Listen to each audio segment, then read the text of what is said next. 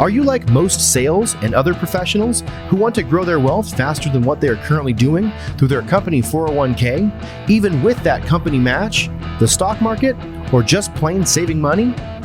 Would you sleep better at night if you had the financial freedom to be job optional in just 3 to 5 years through investing in real assets? Maybe you don't want to stop working, but wouldn't it be cool if you could retire a decade earlier than most and do the traveling you and your family have planned for years while you're still young and can enjoy it? Let's face it, most busy professionals don't have the time or desire to take on more work outside of their W-2 to grow their wealth. On The Wealth Flow, each week we share the stories, the investments, and take a deep dive into the various asset classes that can deliver that accelerated growth to your portfolio passively. That's right, no extra work for you. Instead, we'll put your money to work. Learn what the 95% aren't talking about and join the top 5% of earners today on The Wealth Flow.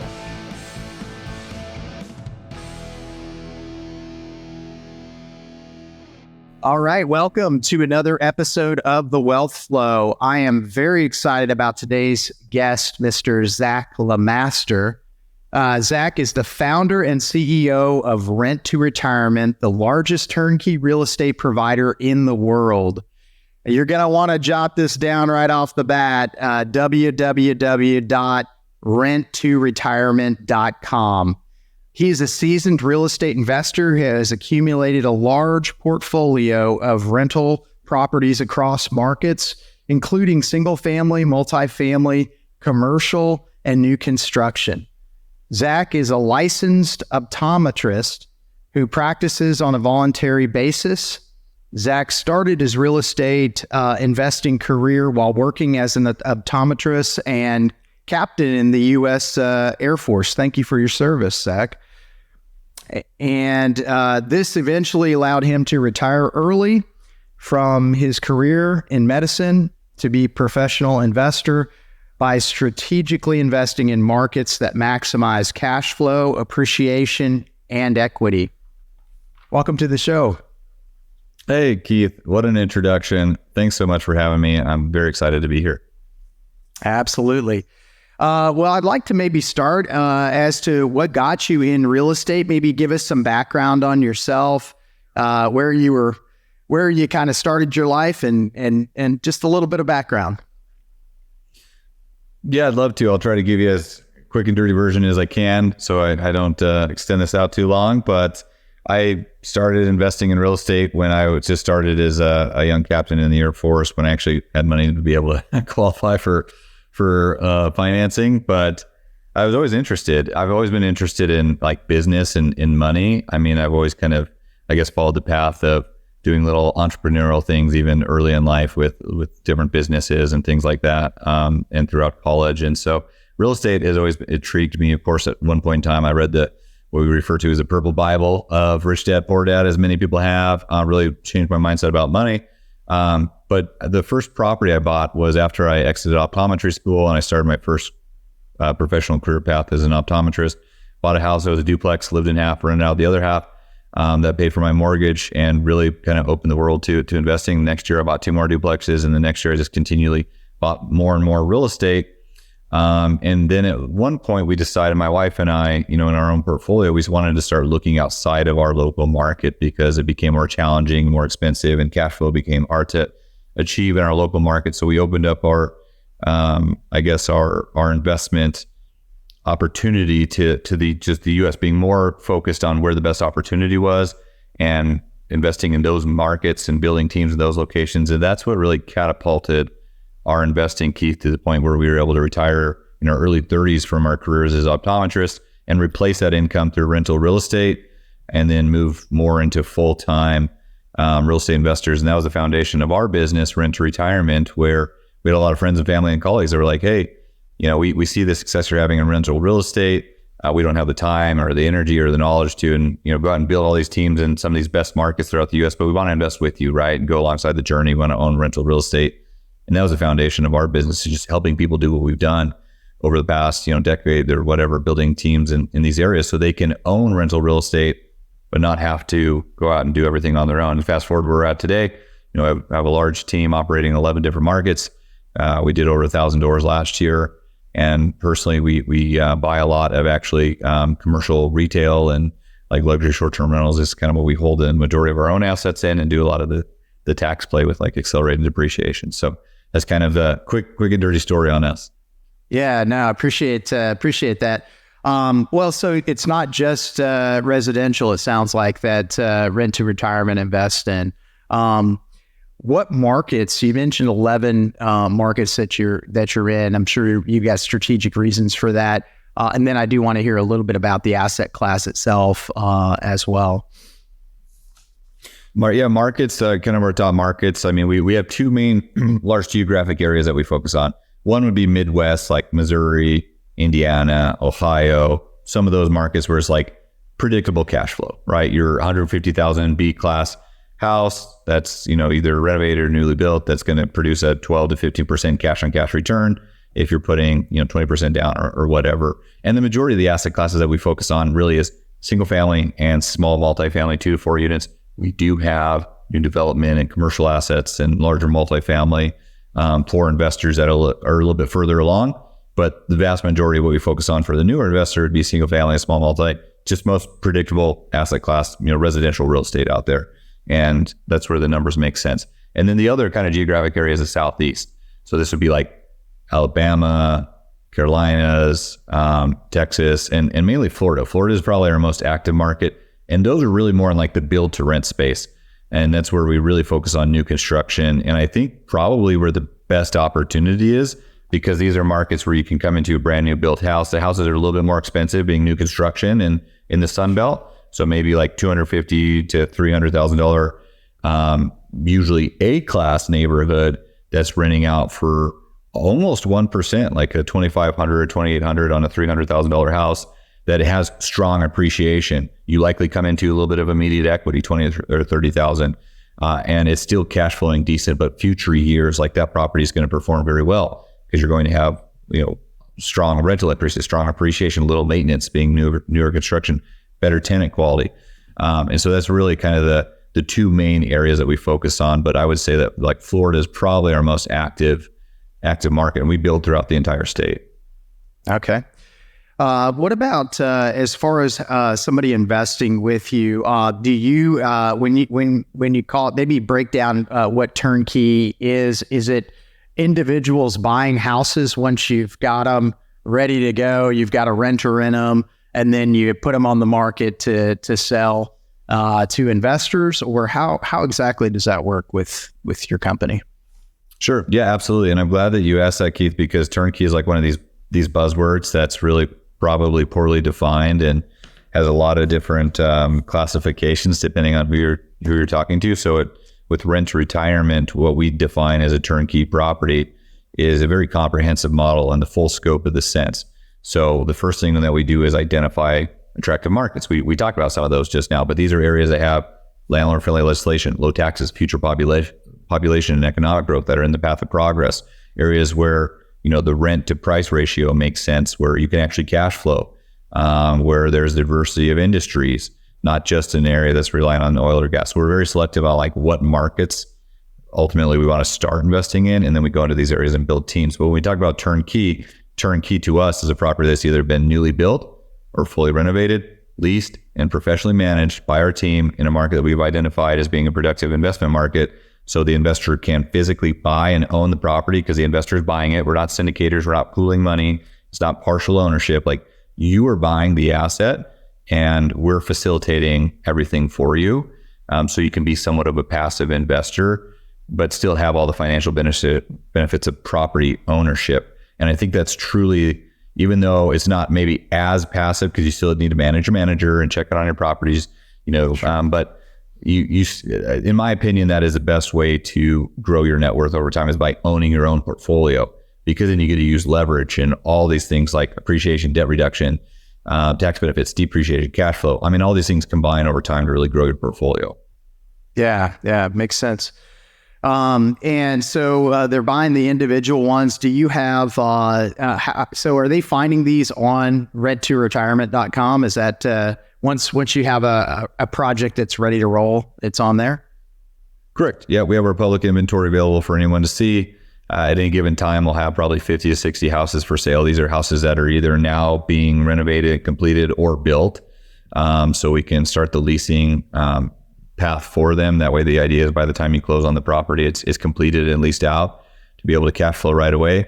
These are off-market deals. We don't sell on the MLS. We sell exclusively to our, with our properties, to our network of investors. And these are all properties that fit our criteria and follow the path of meeting all the criteria we talked about to be turnkey. Yeah, sure. And then what about when somebody does want to move forward with one, do you have a connection as far as the financing piece of the puzzle, or can you at least point them in the right direction when it comes to that? Absolutely. And I'm glad you mentioned that too, because it's not, we're not just selling turnkey properties. Our goal is to help people build a business. When you're investing in rental real estate, you're building a business, and you need to approach it the right way. And you need to have all the right, professionals and all the ancillary things that come alongside of, like how to be a successful investor long-term. This includes having the right real estate CPA on your team, having the right real estate attorney. Do you need an LLC? If so, how do you structure that? Does it make sense to do one LLC and series LLC, land trust, based on owning property in multiple different states and diversifying? You need to have, the right insurance provider, the right lender on your team. So to answer your question, absolutely. We have lenders that we recommend to investors based on their goals and their criteria and resources. So if someone is investing, just using conventional Fannie Mae, Freddie Mac loan product, fantastic. We have excellent lenders that we pre-vetted for you that offer exceptional rates, lend in all these states. They're investors themselves. One requirement for us is like any professional, and these are the same people we use, and we've been successful. So you're just tapping into our network.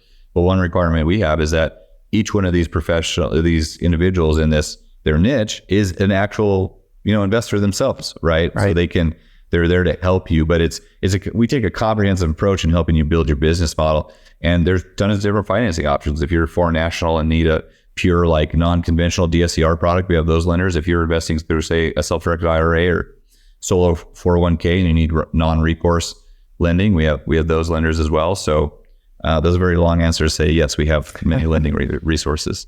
No, perfect. And then tell me a little bit about the property management side. Is it your team that's managing it, or is it a third party that you have a relationship that you've established with in each market, or how does that work? Absolutely. It'd be more similar to the latter. I did own and operate management for many years, and that is a tough business to scale across multiple states. And so we found that, like, partnering with local teams that are operating at a high level already, and then making sure that they're checking all the boxes for us, and then also conforming to, like, our standards as far as, like, tenant application screening and leasing and, within the state laws and things like this. And marketing and communication and online portals to use and accounting software. So basically, we go into these areas and we partner with local teams, or sometimes build them from ground up, although that's not preferable. It's usually been better to partner with someone that's operating at a high level, have them adhere to our standards, personally use them with our own investing, because again, we're investing in all these areas as well. That's why we've established teams in these areas. And then making sure that they're, operating at a high level on an ongoing basis for the investor, but technically they're third party. Okay. All right. Makes sense. And any kind of requirement as far as the, obviously you're vetting them to be professional. Are they setting aside any of the money for CapEx, anything that needs to be done with the property, or is that just on a case-by-case basis, depending on what the client wants? Well, yeah, that would be the management never holds any reserve. Like, they have maybe a $300, for example, would be an average reserve. So to answer your question, and that was 13 minutes in. So to be clear, is usually reserve accounts are around that $300 mark. And this is really depending on the investor and what they want to do as well. But that's just for maintenance. As far as like capital expenditures and things like that, I mean, that's up to the client to determine what amount of reserves they need for future expenses. Management never holds that. So I would say, on average, and in most with the turnkey houses, these are houses that are newly built, so they have warranties on all these items, right, for many years. All the capital expenditure items have been taken care of. Like we have standards in rehab, and that's something good to talk about as well. For instance, if the roof, it does not have 10 years of life expectancy remaining, or if there's not, like if the hot water tanker HVAC is older than 5 years, then those are fully replaced. And so those are things to be conscious of. Like you probably wouldn't need a lot of CapEx reserves within the first 5 to 10 years, but certainly if you're holding the property 20 years plus, it would be important to hold those reserves. And those are all things where we work with clients to kind of budget for those. Yeah, makes sense. What about, is there a specific age? I obviously mentioned the new construction piece, but aside from new construction, if you're buying existing inventory to turn, are you looking for a specific age, or what kind of a criteria do you look at? Do you mean on the acquisition, buying to determine what we're taking on? Exactly. It's more about like standards of end product. I would say, because there's some, depending on the market, like there's some areas that are 100-year-old houses that are like, that's the area to be in, right? That's the up and coming location for sure, where there's high rental demand.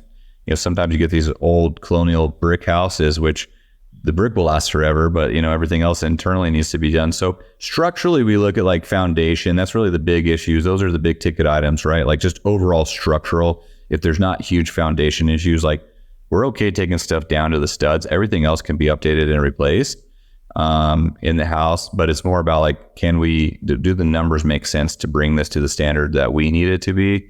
Not so much about like the actual year was built. Where's the demand in the area? A few other key points are like we don't invest in flood zones.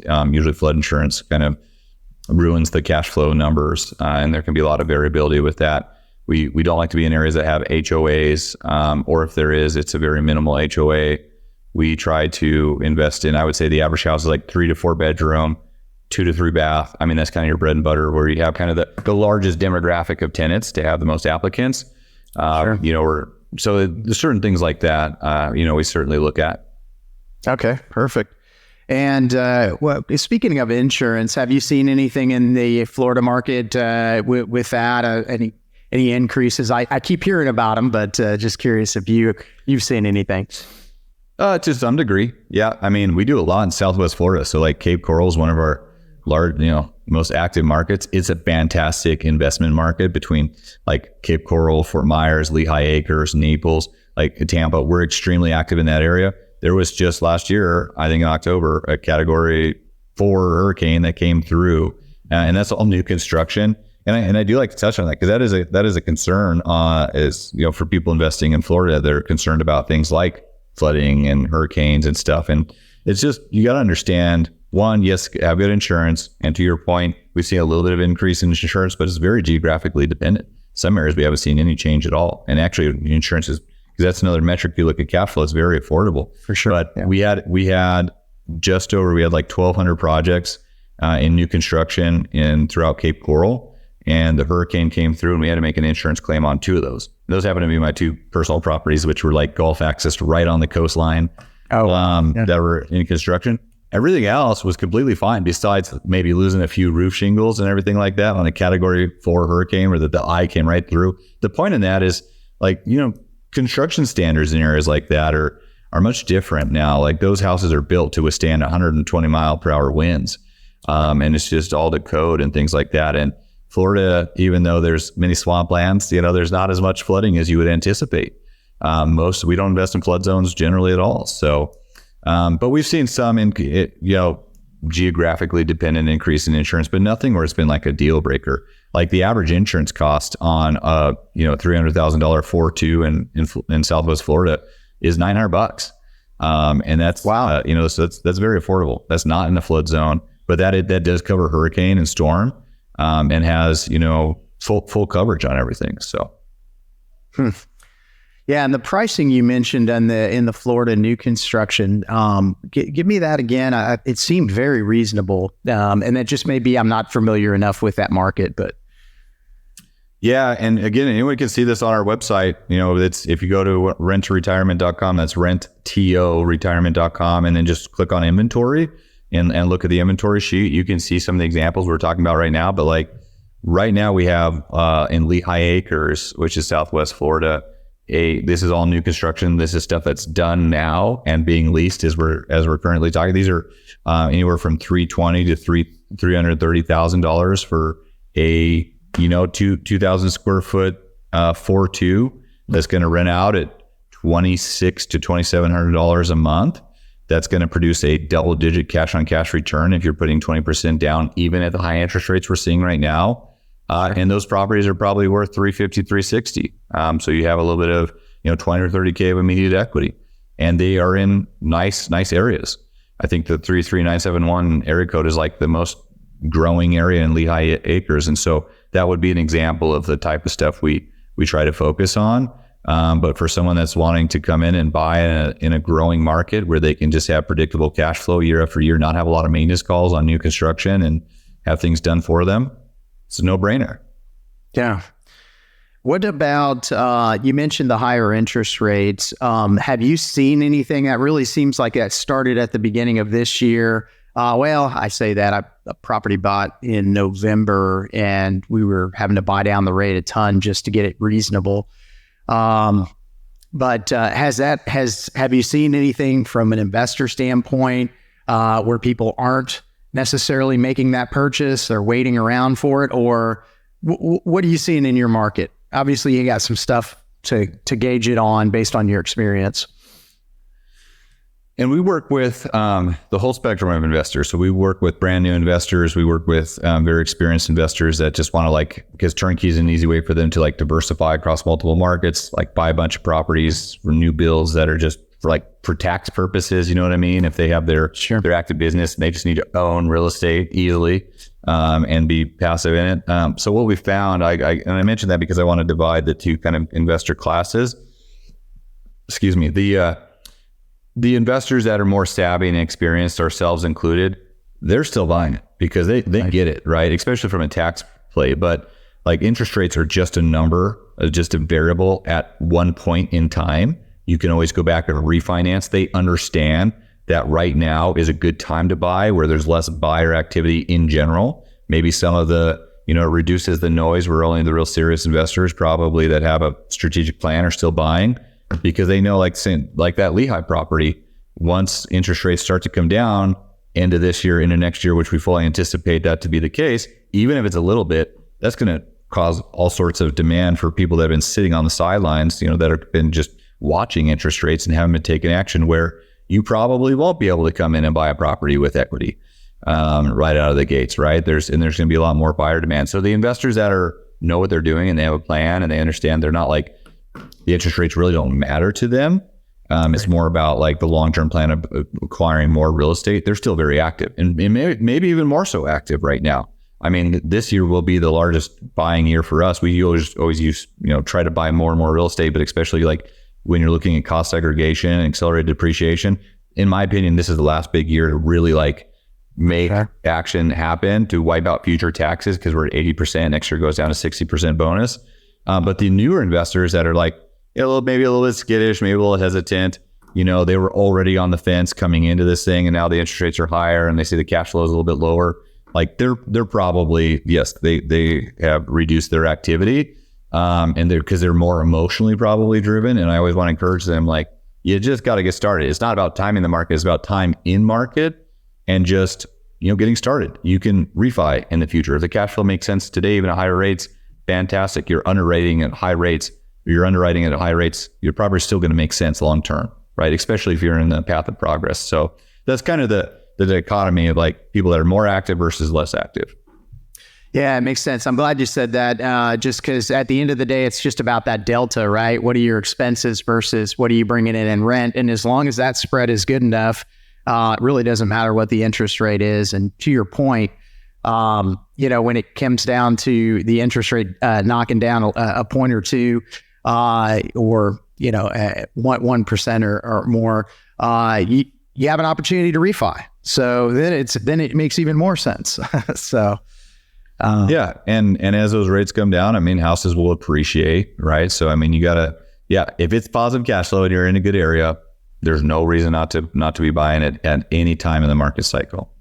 For sure. properties cash flow. Yeah. And you mentioned the cost segregation. I had my opportunity to do that for the first time at the end of this year, this past year. So I got the 100% on a short-term rental that I have out in North Carolina. Yeah. And I loved it. It was awesome because I'd also sold a property. So I had some capital gains that I was, due to take. And so it completely wiped that out and then some, which was powerful. So as far as, you're looking at, you have single family, you also have some small multifamily. Can you maybe talk just a little bit about the bonus depreciation and cost segregation and how that applies to rentals? I'd love to. And because this is probably the thing that while most people's eyes glaze over when they think about taxes, mine light up because this is probably the most attractive thing to me. This is actually like our buying criteria is just personally today is pretty much dictated by the tax benefits from real estate, which are the most beneficial reason to invest in real estate really long term. As you become a more experienced investor, you see this because there's nothing else that compares, especially when you couple it with using leverage. Like our goal has been to buy enough real estate every single year to wipe out our income and create a negative loss to carry forward, to wipe out future income every single year. And we've done that every single year. So we have, like millions of dollars of losses that we're going to carry forward into the next 2 to 3 years, even if we don't buy another property. And that's dramatic because that just allows you, instead of giving that money to Uncle Sam, which you'll never see again, to actually take that money and then invest it, right? And then earn a return on it. And that's how you get this compounding effect over time of growing your portfolio, because taxes are our biggest expense for everyone. So what it costs, just to be, for anyone that's unfamiliar, like normal depreciation, you're required to take it. The IRS, file there basically will penalize you if you don't take it, as if you did take it. So you need to work with a CPA that knows how to properly depreciate properties on single family houses or on residential real estate. Depreciation schedules 27 and a half years. So if you own a $100,000 house, and we won't get complicated with removing land and improvements, but $100,000 house, you divide that by 27 and a half years, you're $3,300 a month or annually that you just reduce from that, probably taking, offsetting all the positive tax-free income from cash flow you've had. That's normal depreciation. Commercial assets is 39 years. If you take what we can do right now, and this is due to the 2017 Tax Act, if you're a real estate professional, and there are some loopholes for people that are not real estate professionals that are like, really full-time, we won't really define that. But if you're really an active investor, you have enough rentals, your material participation, and you're managing your rentals, you can be an active investor and a real estate professional where you can take a certain percentage of your depreciation all in year one. And it's not just passive losses, it's active losses against all income sources. So my wife, who still practices optometry like 2 days a month, and things like that, like it offsets for taxable capital gains, any income sources we have, it offsets all of that. And that's the benefit of being like an active investor, and why someone takes depreciation or accelerated depreciation. Most of my studies I've seen around between that 25 to 35% range, meaning if I bought a $100,000 house, maybe I have a $30,000 bonus depreciation that I take in year one to offset my taxable liability.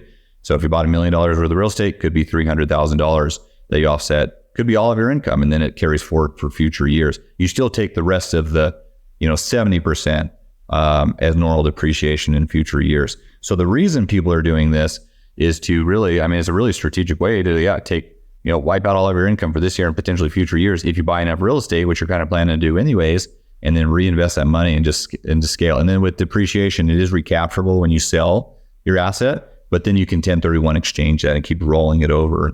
Ultimately, the goal will be to, I think, do that forever. But I'm glad you talked about short-term rentals, and we do sell short-term turnkey rentals as well in some of these areas where, you may not have, if you don't meet the qualification for a real estate professional, you can probably and you don't have enough properties and you're not really actively working in it. If your material or participation in the short-term rental, you can actually take accelerated depreciation in that short-term rental without having to be an active investor. And the depreciation is a little bit different too, because short-term rentals are And I don't know if you did yours over 27 and a half or 39 years. Sometimes they view short-term rentals as like hospitality and you have 39-year depreciation on it. But I don't know if people have just lost everyone because I went too granular with that or not. But no, I'd say, well, it makes a huge difference, really, as far as being able to wipe out some of the income. So great points. Certainly a fantastic benefit of investing in real estate. Tell me a little bit about some of the, you mentioned, some of the other asset classes and well, actually, before we go there, talk a little bit about the short-term rental piece, because you mentioned that you have some of those as well. Is there a way to search specifically for short-term rental properties on your site, or how can somebody see those potentials? They're listed on the active inventory. I think we only have 2 options that are short-term right now. One would be like Orange Beach or Gulf Shores in Alabama. That's right on the Panhandle, really close to Pensacola, but in Alabama side. And those are usually those are more expensive properties. So 500 to 800K is kind of the general price point, just because, they're all new construction. These are, nice large houses with high-end finishes. And so that's kind of what you're looking at. Whereas our normal new construction for long-term could be, 250,000. But those are just on the active inventory as well. We only have a select amount of those because our bread and butter, Keith, is mainly long-term rentals. That's just like real predictable, consistent, cash flow from residential real estate. But we do recognize that, like, if we're doing new construction, there are some areas that could perform better as short-term rentals. It's a little bit more engaged. And so we do offer those on a case-by-case basis in some of those areas. And some of the new construction we build that is operating as a long-term rental, like, you could operate that as a short-term rental. We maybe just don't have all the pieces in place to offer that to you as a short-term rental turnkey property today. Like, we have some in Port Charlotte, Northport, that might do well. We just haven't done that. We don't have the track record of actually owning and operating those as short-term rentals. So maybe those could be future potential, or if you wanted to be more engaged, we do have property manager recommendations in the areas that will handle those as short term. So I guess the point is there are those options if that's an asset class that's of interest to you and you want to look further into. Yeah, selfishly, more than anything else, I'm asking about it, and I'm glad to hear that Gulf Shores is one of the options. What as far as those being turnkey as well, does that include furniture, that kind of thing, or is that something that the purchaser handles on their end when it comes to short term? Yeah, the houses don't come furnished, but in our analysis for you, we have like a furnishing company, that basically we've kind of already done the due diligence for you, like sourcing the best furnishing companies to provide to fully deck out the house with all the things you need to operate at the top level. Because and this is a good thing to know, is like most of our short-term rentals operate in the top 1% of their area, because we really know how to market them, how to furnish them, how to create a client experience, how to use dynamic pricing. We use Wheelhouse as a dynamic pricing tool to make sure that, it's weird how short-term rentals are priced, because way far out, you're real high, right? And then you kind of have this dip coming down. And as you get closer, you actually go pretty high again, is sometimes counterintuitive. But our short-term rentals operate very, very, very well. Sometimes it does take a year, 2 or 3 to get like an established optimal performance operating as a short-term rental. So on the pro forma that we showcase, that's year 1 performance. Just know that, like, you should have a 20 to 30% increase over the next 2 to 4 years as you have an established record of like repeat customers, more visibility for your short-term rental. That's something to just know about. If you're starting from, ground zero of just bringing a new short-term rental to the market. But in our pro forma that's looking at year 1, we have the furnishing, factored in as an expense item, and we have all the contacts for you. So it's not like fully turnkey where the furniture is in the house, but if that's something you want to do, sure. and you could possibly do that and factor it into the loan as well. So that's about as turnkey as we can make it, I guess. Yeah, no, makes a lot of sense. What about as far as the overall inventory, or the biggest piece of your business? Would you say is most of it single family, and I guess which percentage would be multifamily, whether it be duplex, triplex, fourplex? We're probably 60 to 70% single family. And Okay. that's, that's done by design, and maybe the remainder of like the small multifamily, 2 to 4 units. I really am very bullish on single family. We've done a lot in our own portfolio where we've like gone through 1031s and exchanges and scaled our single family, small multifamily to buy more commercial, just to kind of like consolidate versus owning, 800 single family across 12 different markets. But I think the common path that a lot of investors follow, and kind of what we think is just a real predictable path to wealth in a reasonable amount of time, is buying single family, small multifamily, especially single family in general. It's very accessible, right? It's also fairly liquid depending on market cycles. I mean, if you're in a good market, you can sell to an investor or a residential buyer. The average hold time for our investors, even though you may think that you're going to hold this single family house forever and have it paid off, is usually about 5 or 6 years, because at that point you've had enough appreciation between or enough equity built through appreciation and debt reduction that it is, as well as your initial down payment, maybe it makes sense to 1031 and turn one property into 3, or scale up to a larger multifamily. But single family, we, especially in the markets we operate in, generally have better quality tenants, longer occupancy times, meaning lower vacancy. They have more predictability. They have better appreciation consistently than the multifamily, and better financing available because you got to put less money down on some of these, 20% down, or even, maybe if you're looking at short-term rental, 10% down with a second home loan or something like that. So that's why we think building, if you're a newer investor, you have under 20 doors, I think just building a solid core investment across 2 or 3 markets in the single family, maybe mixing in a few small multi, is just a real great way to build your portfolio and grow your portfolio, and be able to trade up. And also from the eyes of the lender on the commercial side, like they're going to evaluate you when you come to a commercial lender and look at your track record and your history.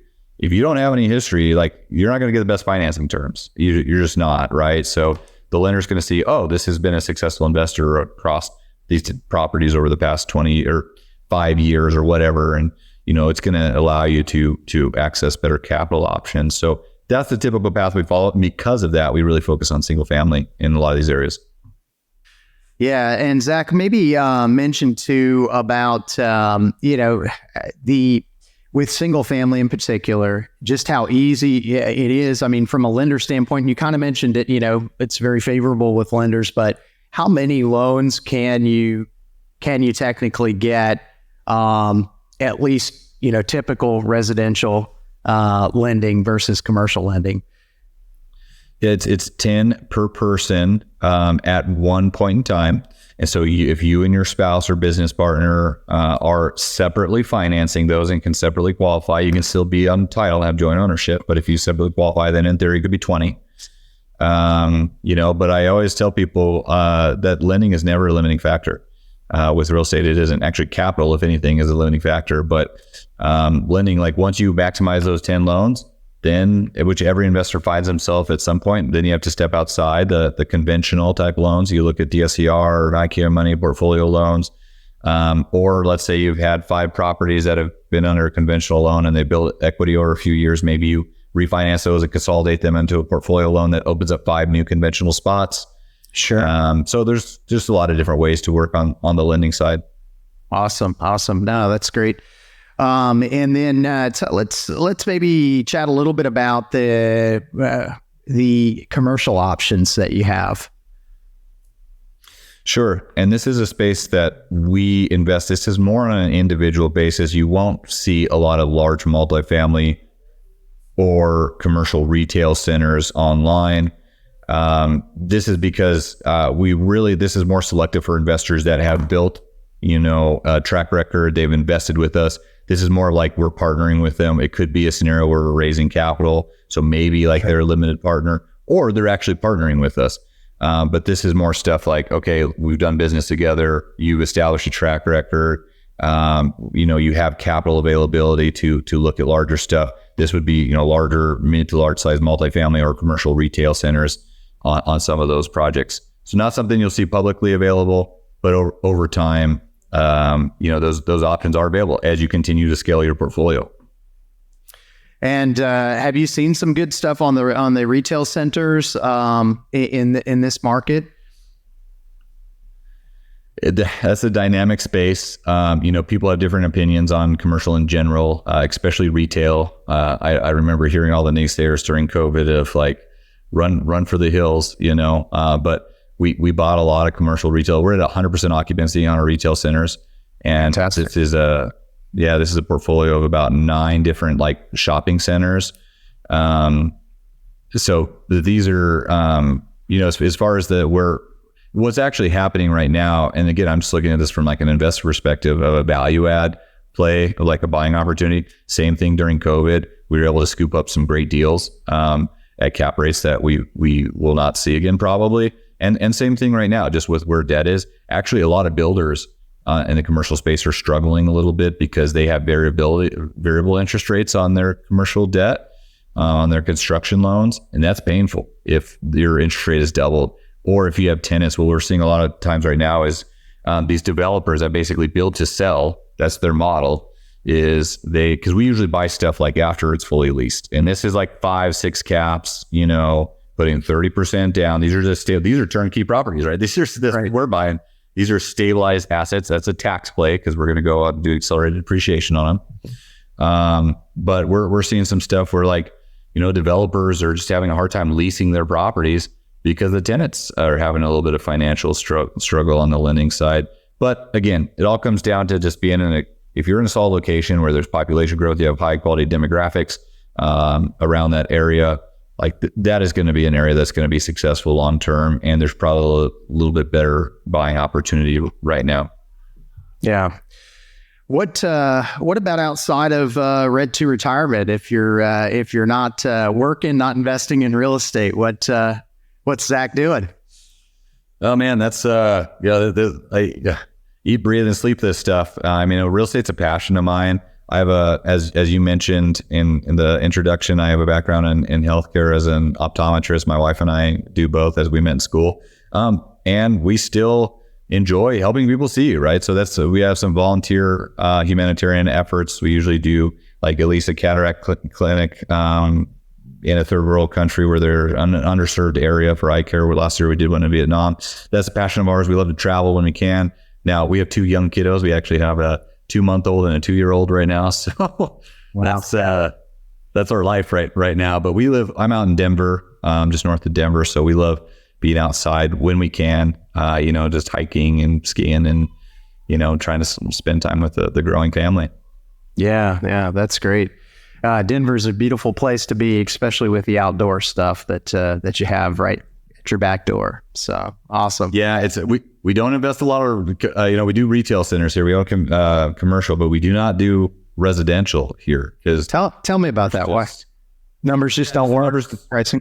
It's an expensive market. Like it's interesting, and I think this is and going back to kind of my initial story. I think this is really what allowed us, like just personally, to take our own investing to the next level. Is not just being focused on our local market to invest, but rather being focused on where the best opportunity is. Or I'm finding a market that fits our criteria and our goals. And so, perfect example, we don't invest locally because the numbers simply don't make sense here. We can do better in other markets. Legislation and taxes are also not the most favorable here. And so we invest in areas where we have established teams and we can just have a better return. And we still get the upside, right? Like for example, the same type of house that you put that house in Denver is 3 times the cost, but it's maybe only, 20% higher on rent. And then you have higher taxes where Florida has no state income tax, but we still have the strong appreciation in both markets. So, it's just being intentional about where to invest. Yeah. What about just advice? Obviously, you've built an amazing company. You've built an amazing portfolio. I'm sure there's lessons you've learned along the way. What are some of those that maybe you could share with a new investor? We got a lot of bruises, bumps and bruises, and some scars through real estate investing. But we really view it as a lifelong journey, Keith. I think real estate, the beautiful thing about it is there's 1,000 different things that you can do in real estate, but you can't do all of them at once. And you really need to focus if you're a newer investor, if you're looking at the next project or the next avenue to invest, like you just got to stay hyper focused, I think, on one thing at a time and just do it and just take action. If you're listening to this and you're a newer investor, or maybe you've dabbled in real estate in the past and you're looking to get back into it, or whatever the case is, like, you just got to take action. No one becomes successful over time just trying over evaluating things and have an analysis process. One thing that served me well in my investing experience is I've just had the ready, fire, aim mindset. Like, we've just taken action. And sometimes we've lost a lot of money in real estate, but we weren't searching and spent over amount of time. Like, don't overcomplicate this. Don't wait for the perfect deal. Don't wait for the perfect market timing. Like, they're just never going to happen. The people that are successful in real estate, they invest and then they learn from it and they use what they've learned to be a better investor, and they keep investing over time. Time is your biggest advocate when you invest in real estate. If you just simply let real estate do what it does and keep consistently buying over time, and that's served us quite well. Just looking, and it doesn't have to be a lifetime. I mean, we were able to replace our income in retirement, what I would have done earning a high income as a healthcare professional within a few short years of an intentional investing. It didn't happen overnight, but you just got to simply take action. Don't be afraid of losing money, or, you got to have a criteria established, but, go out there and, take some risk, because everything that you do has a risk profile with it, including inaction. But you certainly don't want to be someone that wastes, decades of your life looking back, wishing you would have invested and learn. Really, that's really the big thing, is the education, right? It's not about money. So if you want to buy your first property out of state, and you've been struggling with that because your local market's too expensive or whatever the case is, like, connect with the right people, learn how to do it, and then go out and do it. Because that firsthand experience is what's going to allow you to truly be successful over time. So hopefully that added some value for your community. No, I'm sure it did. And I think it's great advice.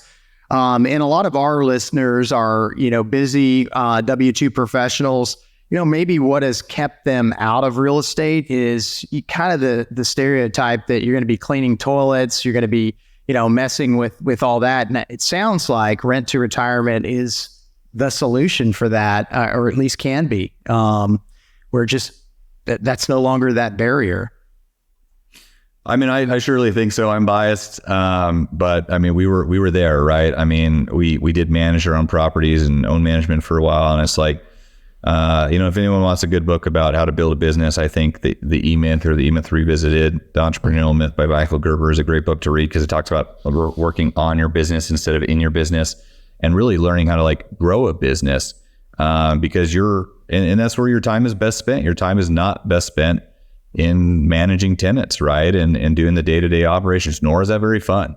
And so really what's fun is just building a business that's going to pay you when you're sleeping, and you're just growing your net worth and compounding that over time. And, real estate, there's a lot of different things. Certainly, I think we fit a unique niche that can help a lot of people. And I would say most people that invest with us, I mean, sure, we do have some people that just continue to buy with us and that's all they do, but most people are investing in real estate, just doing their own things, right? And this is just a way for Turnkey, is a great way for them to scale, to diversify, without having to really add a lot of hours to their work week, beyond what they're already doing in real estate, or get started if it's your first property, your first out of state property. So, we're here to educate people. We put out a lot of content on our YouTube, on our podcast. We have a lot of resources, market data to share with you. We don't charge investors anything. We make our money through the building, like a builder would, or the rehabber, of adding the value to the property. So, we're passionate about real estate, and we're here to help everyone, even whether you invest with us or not. That's perfect. That's a great segue to just how can people find out more about you, and maybe talk a little bit about your YouTube channels as well. Yeah, I would encourage everyone just to start with the website, because that has links to all of our social media. That's rent2retirement.com. So renttoretirement.com. If you wanted to call, if you're in the car and want to call, number 1-800-311-6781 is 800 number. Typically, the process for us is to, if you're interested to learn about some of these markets, pick our brain on stuff, potentially invest with us, or learn about Turnkey, we want to have an initial consultation with you. Again, there's no charge for any of this. Just learn about your investment goals, criteria, timeline, resources, offer some advice and value. and then just go through the process of helping you build out like an investment strategy and plan, and then executing it. And that's really our goal. But yeah, our website has links to all our social media. We put out content all the time on YouTube. We have investment calculators and market data on our website. We have an interactive calculator. We just spent the last year developing this completely free tool to allow you to like track your portfolio and expenses and actually project future wealth creation, which is one thing we haven't seen anywhere. So you can like punch in, okay, at a 4% appreciation over the next 10 years and say 2% rental growth or whatever it is, what am I expected to cash flow and my net worth to be based on amortization pay down as well? So I think that's a really cool planning tool to help you visualize like, where you can be. Because sometimes it's hard for people to conceptualize, like if I just take action now, like where am I really going to be in 10 to 12 years if I just bought 2 properties a year? And it's dramatically, it's surprising. It's dramatically impactful to kind of see how real estate compounds. It's very exciting. So yeah, website is the best source to go to. Perfect. Yeah, I think that's smart. I'm glad to hear about that resource. I mean, you look at 401ks, that kind of thing, and they kind of have that projection as well. At retirement, I should have X amount coming in per month. So I'll have to check it out for myself as well. Well, Zach, I appreciate your time today. I think you have added a ton of value. I think there's, you've got a great story, and it sounds like a great company as well. So I may have to dig into that short-term rental stuff out in Gulf Shores and see what you have. So appreciate you. That accelerated depreciation. We still got some time to use it, Keith. That's right. No, it's been a pleasure. Thank you so much for having me. All right, thank you. Being that you're still here, I trust you found value in this episode. I personally wish I would have known these guests and strategies when I started my wealth creation journey. Go to wealthflow.capital to subscribe to our newsletter. And as a free gift, we will send you our quarterly market report and the top 10 things to look for in an investment opportunity. Take a minute to give our show a rating and review. Help us reach 1 million professionals by subscribing and sharing this episode with someone you know who could also find value in it.